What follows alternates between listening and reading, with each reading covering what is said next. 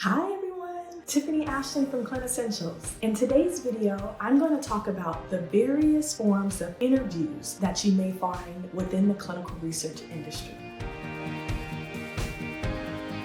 If you are looking to get into the clinical research industry, or possibly you're already in and you want to go ahead and move to either a new position, new company, or move up in your career, there are a few things that you want to know about the interview process within clinical research in general. So interviews can come in many forms within the industry. You may have a phone interview, you may have WebEx or Zoom virtual interviews, you may have WebEx or Zoom virtual interviews that involve a panel of people asking a series of questions. You could also have a presentation type interview where if you're like in a clinical trial manager role or a project manager role, they may ask that you present on a particular topic so they can see your presentation style. And usually that's because there's a lot of presenting in your job role and they just want to make sure that you're comfortable with presentation. And then the last that I've seen in the clinical research industry are face-to-face interviews. Those were more common prior to the pandemic, but you may still see those from time to time. A face-to-face interview is requested. No matter what form of interview you're presented with, you want to make sure that you are well prepared.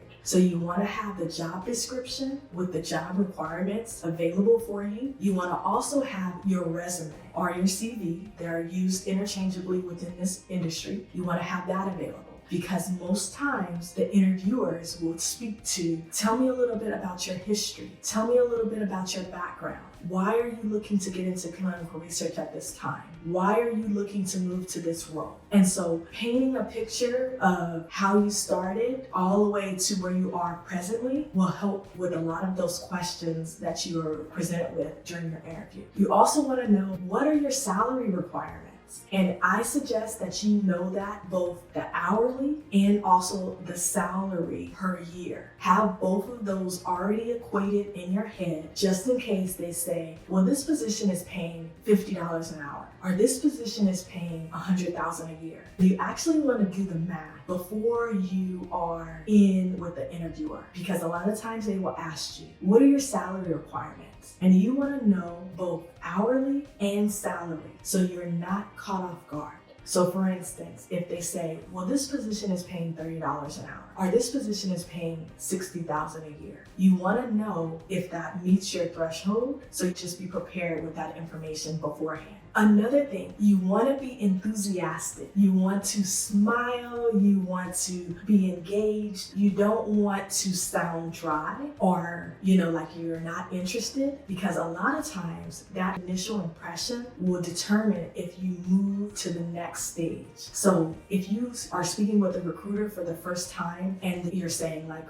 yeah, I think I'm gonna, yeah, maybe, I don't know. Yeah, that sounds about good. And then they're like, well, is this person even interested? But if you're like, oh yeah, that sounds like something I want to do in my next role. Okay, yeah, oh, I would love to hear more. You sound more engaged. You sound more enthusiastic. And that just goes a long way to the person on the other line if they're going to move you forward. Now, your resume could be really great, but if your enthusiasm isn't there, you may not go to the next stage. So always make sure that you're prepared. You have your salary requirements, you have your resume, you have your job description, you're speaking with enthusiasm, and also make sure if you're going to be on WebEx or Zoom that you test out your video beforehand, you test out your sound, log in 10 or 15 minutes before, make sure your background is nice, make sure that you don't have any additional noises, and just set yourself up for success for your interview. So hopefully those tips were great. Definitely feel free to add some additional tips below if you have something you want to share with the community, and we look forward to seeing you back for the next video.